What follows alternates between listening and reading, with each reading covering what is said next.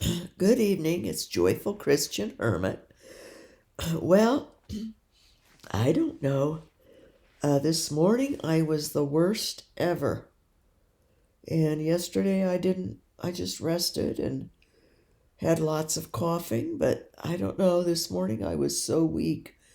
Um, Yesterday morning, too, my neighbor brought over food. I could not cook anything. I couldn't get anything prepared. I was that weak. Um, so I had more this morning. She encouraged me. She texted me and encouraged to keep eating, but I realize it's not the food. Um, I was eating up until a couple of days ago when I couldn't. Then she brought food when I couldn't prepare anything anymore. I just couldn't stand to even get anything. I was so out of it.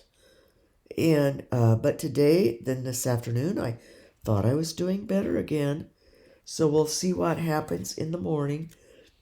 Another neighbor, the young man, is daring to gonna drive me to the pain doctors because I have to have the pump refilled, and it has to be done in that one office or a hospital. I mean, there's no way out of it. It's one of those things you can't skip, can't put off. They've already taken it up to the last. I only have like 3 days before the alarm will go off, and I guess it gets dangerous or something. He said you can't mess with putting it off. So um, he'll do that. We have it all figured out. I'm gonna use trash bags and uh, to protect him from any, even germs on my coat or clothing. And he'll drive my truck, but then he'll come home and take a shower right away, get his clothes off and take a shower because he has a grandmother who's 87 and we don't want her getting sick. But I don't even know if this is contagious at this point. Because say I'm doing so much better this afternoon and this evening, but I had very, very low oxygen this morning, like in the 80s and uh, low 90, like 90, 91, 82, 88, 86, and just, using the cane even to get out to the kitchen to feed the dogs. I was just out of it. The head was out of it. I was disoriented, very disoriented, and very weak again, and faint feelings. So I have never been this sick in my life. And yet, even so, I realize that you can be far more sick. I just about caved this morning. Thought I'm calling EMS. Just, I thought I need to be in a hospital. But then I realized they don't keep you in a hospital unless they know, something's really, really what's wrong. Um, and probably send me to a nursing home. And my insurance won't cover. I think 2 weeks in a hospital it'll cover, but I thought, no, get a grip. And my neighbor said, just keep eating, but it's not the food that's the problem. It's this sickness, something, whatever it is. So I'm starting, she had, I guess, talked about it with her book club friends, and they said RSV's going around a lot. But I looked up RSV and it said it can go into COVID then. So I thought maybe I've got COVID. And on top, maybe maybe it went from sinus to RSV to COVID because I didn't get the help over 4 weeks ago now. I'd asked for the Medrol dose pack to help get it knocked out, but I was started to fuss and fume about the doctor at the GP, So he thought the ER doctor was very thorough, you'll be fine. And I told the nurse to tell me that was a week ago. It was. And then to come out, the ER doctor I didn't think he did many tests. He did like 4 blood tests things, and nothing that I recognized from even my blood cancer banks of tests, where they do the lymphocytes and the red blood cells and iron and all these different things. He did nothing like that. So just 4 areas that I didn't recognize. And then that's when the blood cancer nurse said, no, the ER hadn't done even basic tests to clear away anything going around, even. Not even a COVID test, nothing. For RSV or any of the other stuff that people can get. Flu, they hadn't checked, some kind of flu or anything. So it alarmed me that this GP, who's probably 48 to 53 years old, thought that was very thorough. ER very thorough. So you're fine. He told the nurse, tell her she's fine, nothing wrong. And you'll be better in a couple days. That was last Friday. So, but I knew by then that I was, not in good hands, really. But the thing is what I've recognized even more today, when I was the worst ever this morning. And terribly, terribly weak and just sick all over. Still have chills. And is that then when I started getting better this afternoon, and I really feel a turn, but I felt it before. But when I realized, this isn't even near death or anything. And, but what I read of even RSV or COVID is and the low oxygen level, that can really damage your health. Do a lot of damage. And I just kept thinking, realizing what it takes to die. It's not the dying. So then I start getting better, and I think, then I realize when I do die, unless it's sudden, that I'll have to go through all this all over again, and worse, and for a lot longer. And it's hard to even fathom being more sick than what I was this morning. Truly. And yet, people are. So it's quite a reality. And then to consider that I had gotten so far, and if I'm turning the corner and going to have to get better, then at some point I'll have to go through all this all over again, and worse and longer and longer and longer. Well, at that point, I'd have to make different living arrangements. But this was the hardest.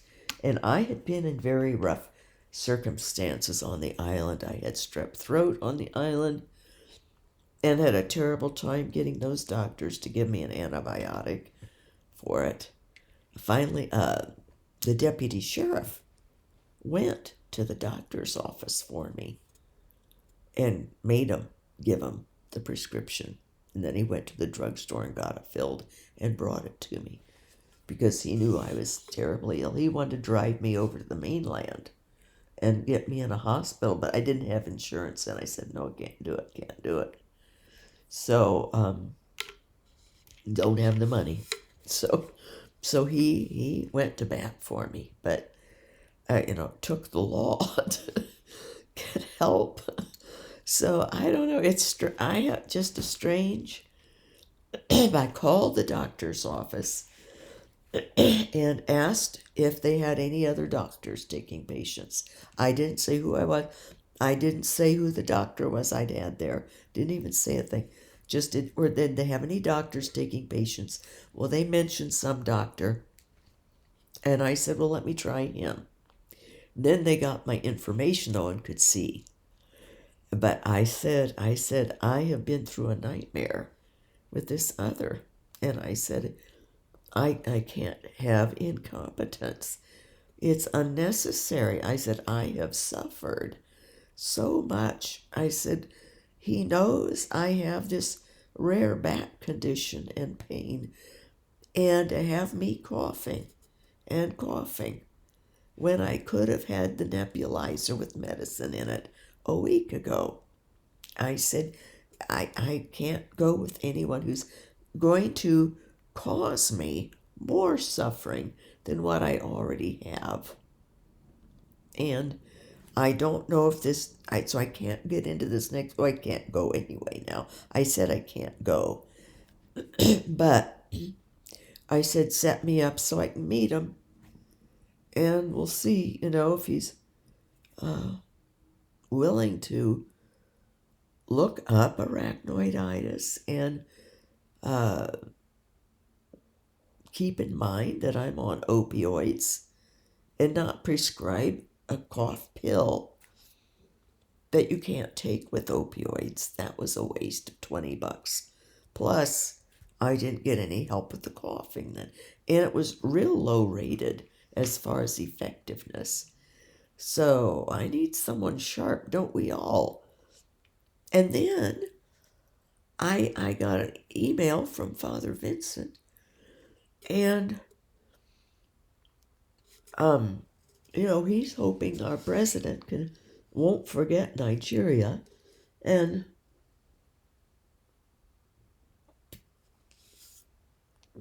I wrote back, I realize how hard it is. He's there in this corrupt country. The people mistreated for years and years by this particular dictator, let alone centuries of, couple of centuries anyway, of terrible conditions of leaders against these people of Nigeria. And the corruption even we've all heard of Nigerian scammers. And in fact, some congressman's son just killed himself not within the last year, and they extradited the first Nigerian scammer. The Nigerian government did let us have that scammer to prosecute him here. And for what he did to that kid. Of course, the kid, people can't mess around online. Took compromising, thought it was a woman he was talking to, and compromising photos of himself. And then was blackmailed, extorted, and didn't have any more money, and shook up that he was going to be exposed to everyone. His photos sent out to all his friends. He was in high school, top student. I think he was valedictorian or something. Shot himself right at home. His parents out in the other room while all this was going on the computer. But they got this scammer. I had a Nigerian scammer a year ago. Tricked me. It worked through Facebook. Thought it was an old classmate. And convinced me, there was this grant that I could apply for. And had taken over this high school friend's account. So thankfully, I shut down all my accounts and everything to make sure, but he didn't get anything. I caught on, but it was humbling that to think that I fell for it. They're good. They're very, very good. In fact, I had been discussing it with this friend, older friend, and she didn't see it. Finally, we started, I started to say something's not right here, something's not right, and immediately cut him off and everything. But, it can happen. But the sex things, you have to, kids should get caught in those things.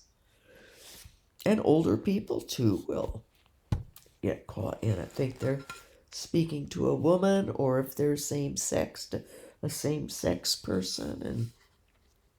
But that's a sin, to fall into a sin like that, a sin of lust. It's hard. Sex is a very strong drive, especially in young people. So, I feel for Father Vincent. There he is, and I feel it deeply. How was it that I was born in this country and have it so good, and then complain about, not getting help with this doctor when, there I wouldn't have any help, probably.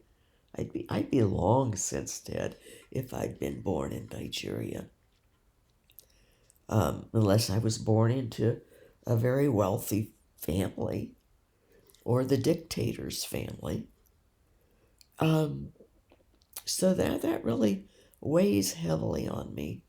So I wrote to Father Vincent, said, I do know in part how hard it is for you and how you feel. And I said, I feel the injustice of, why am I here and you're there? Other than, God is using him. He's courageous. He's got a soul and a strength of will and a heart to help others and die to himself, the sacrifices he makes being there. And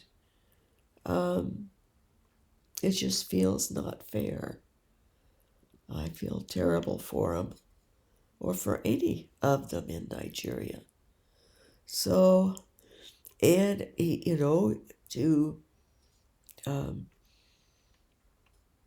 to have to wish, or to I guess wish is the word, or to desire to have a condition, an understanding, and then to see, even what's going on in this country now. He would love to have our government now. And of course, he would like for our president to be able to do something about Nigeria. It's frustrating for him to be helpless with his country. So that I wrote that, we have to give time. President has to do things for his country. He was elected to do things for here, get it straightened out. But hopefully, before long, I hope and pray that things can be done regarding Nigeria. We don't know though what. But Father Vincent has had that hope that if this president would get elected, that he would somehow be able to help Nigerians. He's been praying for that, hoping for that, and I do too. So the whole world, there's many countries that wish they had leadership as we have now. because they've lived with corruption for so long in Nigeria.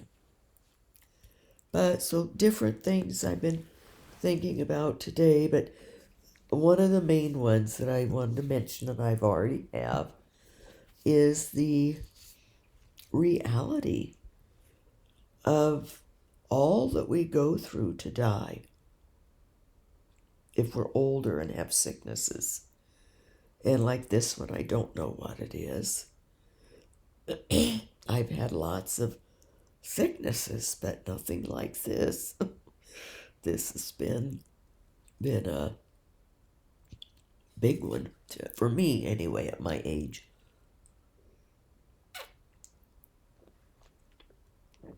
And I'm not a wuss. I was reminding myself of that today, that the last pump refill, my pain doctor just looked at me. He says, if I told you, you are a tough woman. Tough. You're very tough and strong. To all you've been through. He was thinking just even the surgeries, and these pump refills are no picnic. But, God has given me a strength. But with this, I certainly have flunked. flunked. Especially this afternoon, I thought when am I going to die? Now I'm going to have to buck up and get better to whatever degree I can. I think, it seems like I'm going to, as of this afternoon, I feel. And like I probably am destined to get better this time. Depending on the oxygen. We'll see what the oxygen's like in the morning. I had not experienced anything like that with the low oxygen. That was a very strange sensation. Went on for probably 3 hours, 2 to 3 hours. Here's this letter to the Hebrews. This was yesterday's. And someone has finally, I knew somebody would, probably all of you have suffered with the reflection of my glasses. But the person thought if I would sit up more, but I just can't because of my back. Too painful. But see how it reflects. Let's try. We just turn this over. They're not dirty. I just undid a bunch of Kleenex box on the bed, tissue box, but that looks sort of unsightly. You don't want to be looking at the dogs. At the dog's tissues. At my tissues, they're clean though. I haven't used them. Let's see. What's over there? What junk is over there? There. Now you don't have to look at my glasses. What is that? Oh, there, chair over there, and a doorway. Okay. This is the letter to the Hebrews. Brothers and sisters, in your struggle, this was yesterday's, it was so good. In your struggle against sin, you have not yet resisted to the point of shedding blood. And I knew God was speaking to me directly, buck up. You're not even at any point near of death, which I wouldn't have minded. But my suffering wasn't at all to that point. You have also forgotten the exhortation addressed to you as sons. My son, do not disdain the discipline of the Lord, or lose heart when reproved by him. For whom the Lord loves, he disciplines. He scourges every son he acknowledges. Endure your trials as discipline. God treats you as sons. For what son is there whom the Father does not discipline. At the time, all discipline seems a cause not for joy but for pain, yet later it brings the peaceful fruit of righteousness to those who are trained by it. So strengthen your drooping hands and your weak knees. Make straight paths for your feet, that what is lame may not be dislocated but healed. Strive for peace with everyone, and for that holiness without which no one will see the Lord. Oh, well, I didn't make peace with the doctor. And maybe someone will say something to him. I don't know. I doubt it, though. The gal didn't want to hear it. I thought I should tell them. Why? I wanted to try someone else. I said, I need someone sharp, someone competent, someone who's going to recognize that the ER doctor did not do even basic tests to clear ailments going around, to know what I have, that I could even have some kind of treatment for it or medication for it and be better. And I thought he could learn from this, even though he's older man. But I doubt when we're that old, if we haven't figured it out by then, we tend not to. But he has good reviews. Everyone says how nice he is. And he is nice. He was a nice man when I saw him before. Pleasant. But I picked up on it by the second time that he's a duffer doctor. He likes it easy, doesn't want anything challenging or difficult. And he still can take patients, which around here is unusual. I call in this huge hospital system, they only have one doctor who's taking patients. He's new. They brought him in new from outside, and you can't get an appointment until June. So that's how hard it is to get a doctor here. So, I'm not holding big expectations of the one that I'll see in February, or, well, I guess it's February now, but in 10 days or something, because he had an opening and he's taking patients. It's a sad deal. But the good ones, you can't get into it all.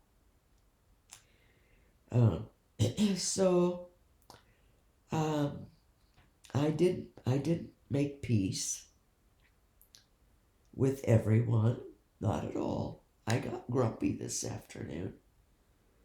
But that helped my oxygen level, I guess. I don't know. I was upset this morning and trying to breathe, and that didn't get the oxygen up.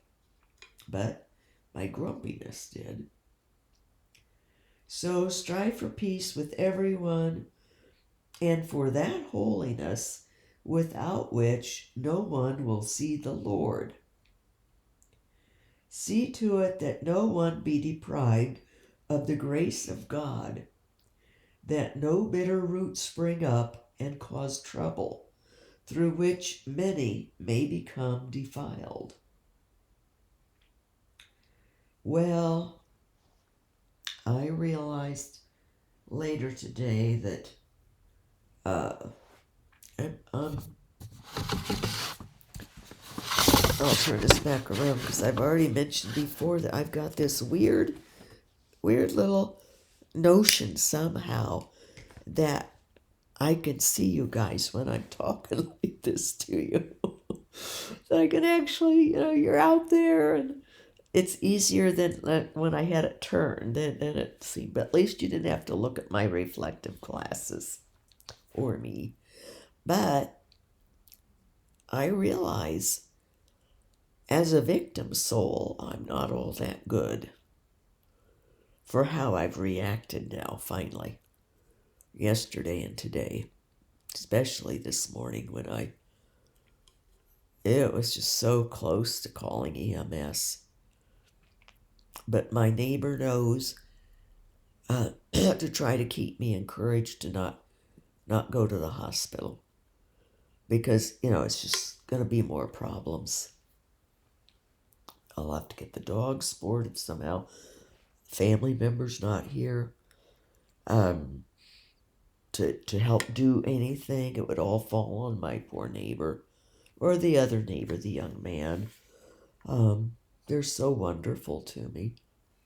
But as I say, they don't keep you in a hospital unless it's something crucial. And they would just say, oh, you just got sinuses or whatever.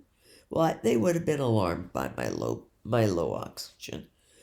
And that's why I ended up not calling EMS, because they would have insisted on taking me with that low oxygen. And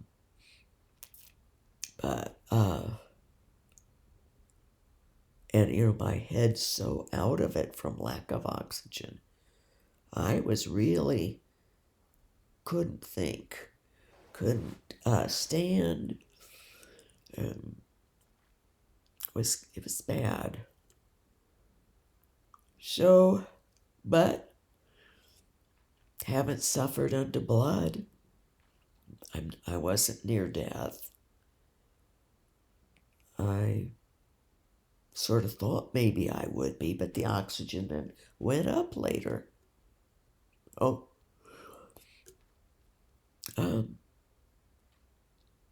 have to. God wants me. And then I had to tell myself again, I've done it before, that God probably had my suffering for something big out there. Maybe something in Nigeria. Maybe even for the whole country of Nigeria. How they feel. Helpless, sick, hopeless. Father Vincent, trying not to despair. He was so hopeful. But I don't know what news he's listening to. I said, be careful. What news? Because it's split even in this country. Things not true being told that sound terrible. I said, don't believe the terrible things. Check with me first.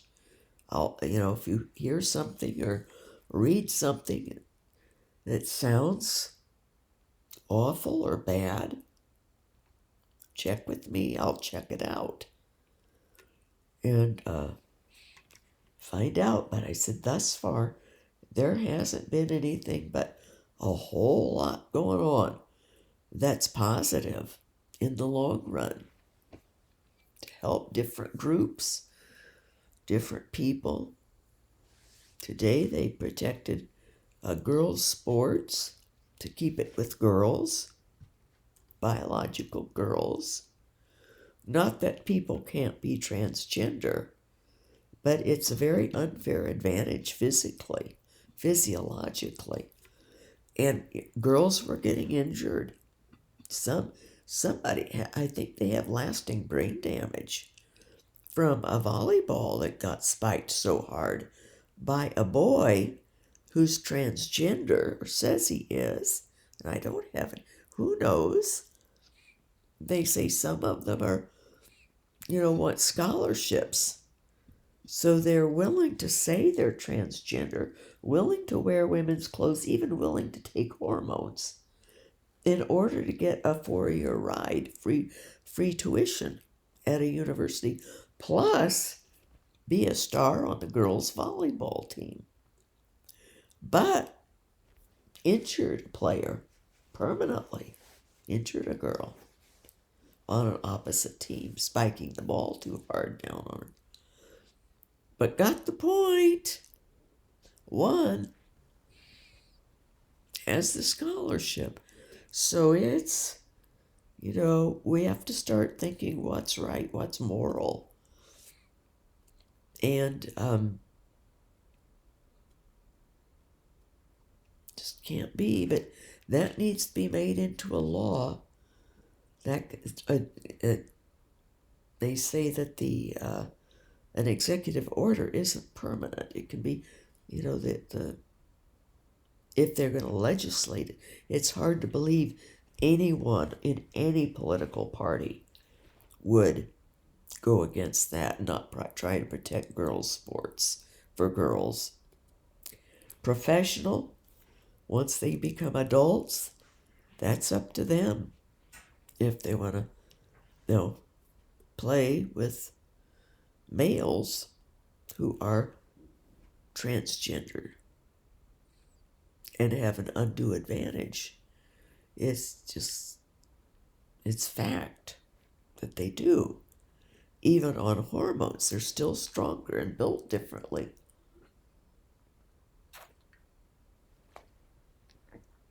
But I feel for Father Vincent because he so hopes, but he's concerned that our president won't.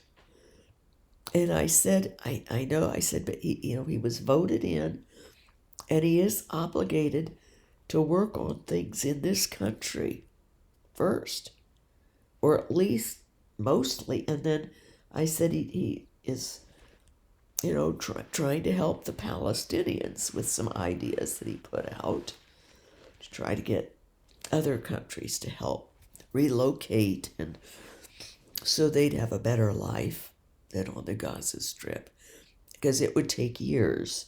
This particular president would be deceased before a project like that were finished because of his age, or most likely would be, if it took 15 or 20 years to develop the Gaza Strip, build it and clear it, build it, create an economy and housing, jobs and everything. But what a good idea. And to make it an international place for anyone to live. But it's not fit for people to live in now. So, see, that's a project. But Nigeria needs help.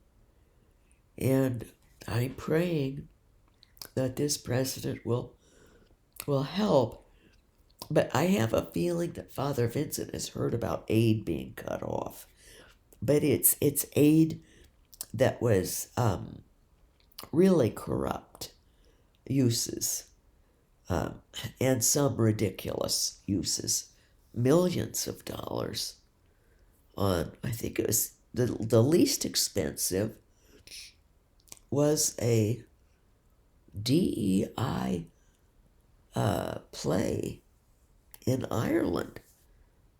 I think it was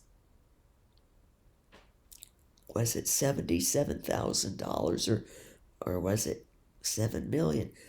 I think it was, or 700,000. I think 77,000 or to put on a performance in Ireland for DEI. Ireland's not that bereft. they can, but, and then they found other things. There was in the millions that was just lost. You couldn't find what they'd spent it on in this one department of overseas aid. Nigeria wasn't getting it for food and help for people at all. These other countries weren't either. They were getting it for one was like several $1 million to help transgender people feel more comfortable in the Caribbean. Just when you think of the poverty, and to spend it on that, to make them feel more comfortable. And another one was somebody's position. It was $5.1 million. Somebody had been paid to counsel people with, I forget what it was, DEI stuff, I think, to make them feel comfortable if they wanted counseling on their jobs. I thought, wow, I'd love to have that job. Get paid $5.1 million to do that. I'd make people feel comfortable for free. They needed to feel comfortable. So I can see how Father Vincent would feel, can't you guys? Anyone in Nigeria or any number of countries. And I hope you can understand how I feel. I told him I feel bad that I wasn't born there. Why am I here in this country? And I said, it's pathetic. I can't even get help for this sinus thing has gotten out of control now and morphed into obviously something else. But I say, it's getting better. God, this scripture was intended to remind me and to show me. It's obvious I'm not there yet as a victim soul. I got so far and blew it in the last couple of days, as far as what I could take. And my attitude and my grumpiness came out, and impatience and some resentment, that when I did start getting better this afternoon, of course, I've done this before, and then the next day I'm worse again. But I took it very easy. Well, I can't do much more, but I thought, I'll have to go through all this over again, yet again, and worse and longer, to die sometime. We're all going to die. And I realized just all it takes sometimes to die, it takes a lot. We're stretched in preparation for death. Blessed are those that, in a way, that go fairly quickly. Except then, if they aren't prepared, then, like my friend, then it's a terrible shock for them. And they don't appreciate then how fast it's going, how quickly they can pass. They want to live longer then. So we're sort of never quite where we should be, are we? I'm not anyway. But I'll have to build up, and evidently we'll see what God, still don't know what God has in mind with all this, but part of it this scripture addresses. And so I've got a lot to learn yet in the victim soul world, and with life and love and suffering. God bless His real presence in us. Onward, forward, upward, and we'll take whatever path God opens up for us, won't we? We don't really have options. So keep trying. I'll keep trying. God bless you all.